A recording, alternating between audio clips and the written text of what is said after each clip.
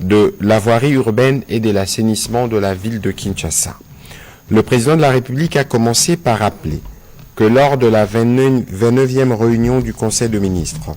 tenue le 24 janvier 2025, il avait fait état de sa visite d'inspection de travaux d'assainissement et des voiries réalisés autour du grand marché dans le cadre de la modernisation de la ville et de l'amélioration des conditions de vie de ses habitants. À la suite du constat fait,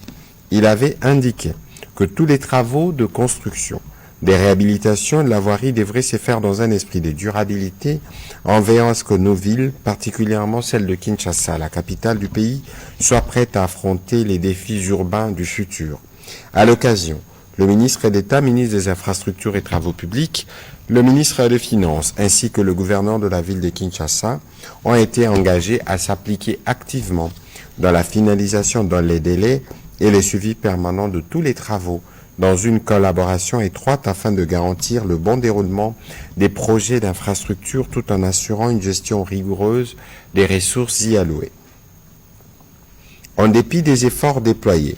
les défis à relever pour la ville de Kinshasa sont énormes. Face à la dégradation de sa voirie et de son système d'assainissement, cette situation entrave gravement la circulation des habitants et impacte leur qualité de vie. Pour parer à cette situation de dégradation, il est impératif que le gouvernement central et le gouvernement provincial de Kinshasa agissent rapidement en prenant des mesures afin de permettre à la population quinoise de vivre dans un environnement sain et accessible.